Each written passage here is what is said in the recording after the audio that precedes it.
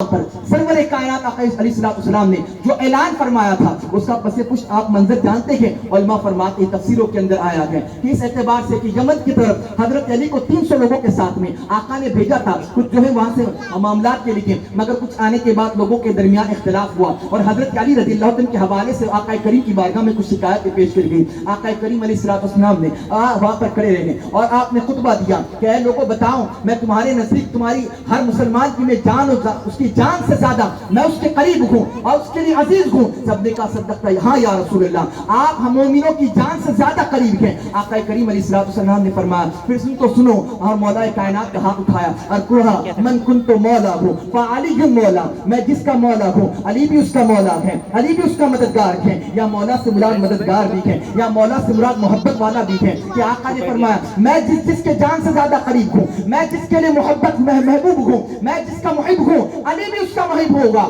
میں جس کا مددگار ہوں علی بھی اس کا مددگار ہوگا. مولا کائنات کی شان آقا کریم نے بتائی. اور آپ جانتے ہیں صحابہ کے درمیان کیسی محبت تھی. سب سے پہلے کسی نے مبارکباد جا کر پیش کی ہے، وہ فاروق اعظم کی ذات تھی جس نے حضرت مولا کائنات کو کہا تھا علی تجھ کو مبارک ہو کہ تو میرا بھی اور تمام جہاں کا قیامت تک کے لیے تمام مومنوں کا مولا قرار دیا گیا ہے. حضور بھی سب کے مولا، تو بھی سب کا مولا ہے. عزیزان گرامی، صحابہ کرام کو حضرت علی سے کیسی محبت تھی، خلفائے راشدین کے درمیان کتنا پیار تھا. آج وہ بدبخت فرقہ جو کہتا ہے حضرت علی علی علی علی علی کے نعرے کو لگاتا ہے مگر خلفائے ثلاثہ کی شان میں گستاخیاں کرتا ہے، خلفائے ثلاثہ کی توہین کرتا ہے، آقا کریم کو تکلیف پہنچاتا ہے. اور ایک وہ فرقہ جو خارجیت کا فرقہ ہے، جو بعض سے صحابہ کی کرتے ہیں اور اہل بیت سے بڑا بغض ہے. مولا کائنات کہا جائے تو لوگ کہتے ہیں نہیں کہنا چاہیے، یہ تو شرک ہو جائے گا، مولا تو اللہ کے لیے کہا جاتا ہے. وہ لوگ بچ سے اجتناب کرتے ہیں. ہم کہتے ہیں علی کرم اللہ وجہ کریم، وجہ کریم کا ہم کرواتے ہیں کہ علی کرم اللہ وجہ کریم، یہ ان کا چہرہ جو ہے اللہ اکبر. وہ کہتے ہیں نہیں بس علی رضی اللہ عنہ کہہ دینا چاہیے. عزیزان گرامی، اہل سنت کی اسٹیج سے میں ذمہ داری کے ساتھ کہہ رہا ہوں، آج ضرورت اس امر کی ہے سب سے پہلے اپنے عقیدے کی حفاظت کرو. اس فتنہ کے دور کے اندر آقا علیہ السلام کا فرمان عالی شان ہے، قرب قیامت ایک دور ایسا آئے گا کہ ہاتھ پر انگارہ لینا آسان ہوگا مگر اپنے ایمان کا بچانا یہ بہت مشکل ہوگا.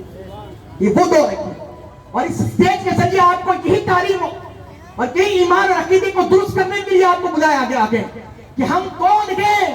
ہم در والے بھی ہیں، گھر والے بھی ہیں. صحابہ گھر والے بھی ہیں، گھر والے بھی ہیں، بیت گھر والے بھی ہیں.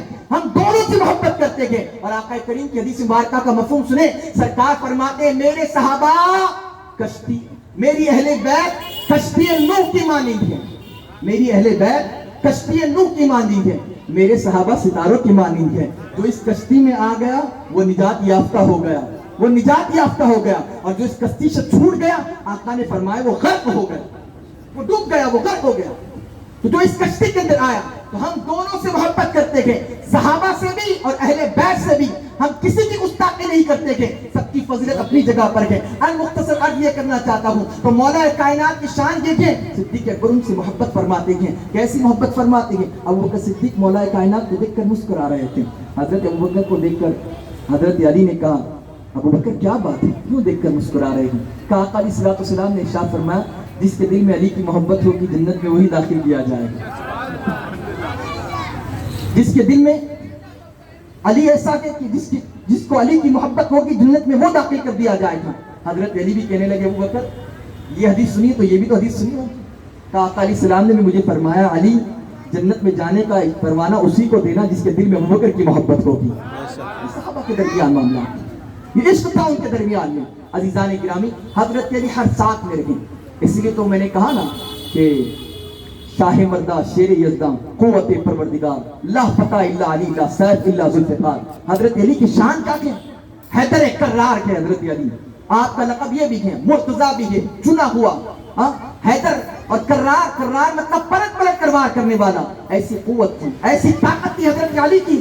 جب خیبر کی جنگ ہوئی اور اس کے بعد 3 دن تک مسلسل وہ اس قلعے کا محاصرہ کیا گیا اور فتح نہیں مل رہی تھی 2 دن تک. آقا کریم علیہ السلام نے فرمایا میں کل علم اس کے ہاتھ میں دوں گا झंडा फतेह का उसके हाथ में दूंगा जिसके हाथ पर अल्लाह फतेह अता फरमाएगा। सहाबा को साथ में फरमाया मफहूम हदीस के, हुजूर अलैहिस्सलाम को जब सहाबा ने पूछा या रसूलल्लाह आप झंडा किसके हाथ में देंगे, इशारा तो फरमाए। आका अलैहिस्सलाम ने फरमाया वो शख्स होगा जिससे अल्लाह रसूल मोहब्बत करते हैं और जो अल्लाह रसूल से मोहब्बत करता है। हुजूर रहमत आलम के फरमान के बाद फारूक आजम कह रहे थे कि रात भर मुझे नींद नहीं आए, ये सोच कर कि काश ये झंडा मुझे मिलेगा। हर सहाबा अपने अपने ख़ैमे में ये सोच रहे थे काश ये फतेह का झंडा हमारे हाथ में होगा। मगर जब सुबह बेदार हुई तो आका अलैहिस्सलाम ने फरमाया ऐनो अली, अली कहां पर गए? तो लोगों ने कहा या रसूलल्लाह उन्हें आंसू के चश्म आंख में तकलीफ है। तो अली अपने हुजरे के अंदर गए, अपने ख़ैमे में गए। आका ने फरमाया बुलाओ अली को। हजरत अली को बुलाया गया तो हजरत अली आंखों पर हाथ रखकर आए थे। आका ने अपना लुआब दहन निकाला, अली की आंखों में लगाया, अल्लाह ने फौरन शिफा अता फरमा दी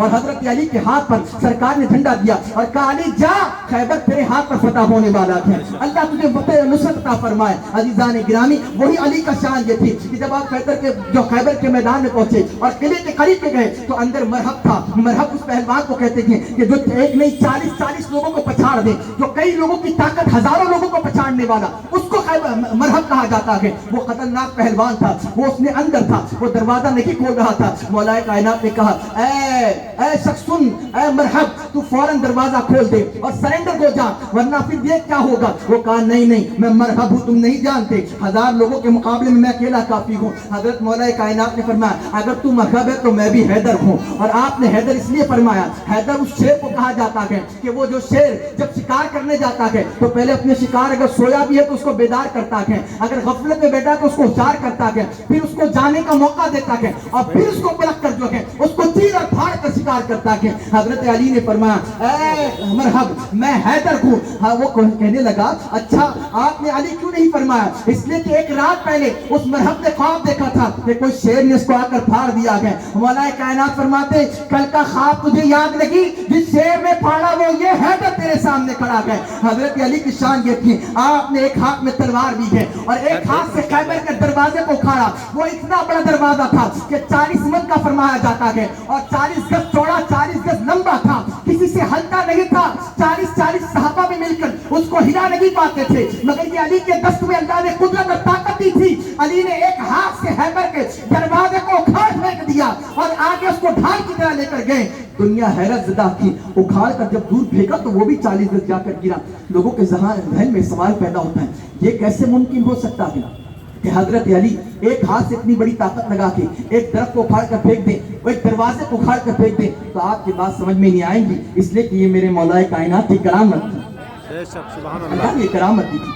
और कहेंगे फिर ये कैसे मुमकिन है? तो इस बात को ध्यान में रखिए करामत जो है वो अकल में नहीं आ सकती और जो अकल में आ गया वो करामत नहीं हो सकती। ये शान थी अली की, ये शान थी हजरत अली की। शान ये भी थी कि आप जो है ना जब घोड़े पर बैठते तो आपका मामला ये था हजरत अली का कि घोड़े के रकाब में एक पैर रखते दूसरा रकाब में पैर डाले तक आप एक कुरान मुकम्मल पढ़ चुके थे, एक कलामुल्लाह पूरा पढ़ चुके होते, पूरा कुरान पढ़ चुके होते हैं हजरत अली।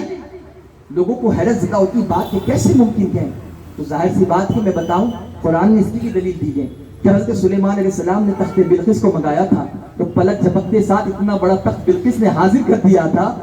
वहां से तख्त बिल्किस का तख्त आसिफ बिन बरकिया ने हाजिर कर दिया था।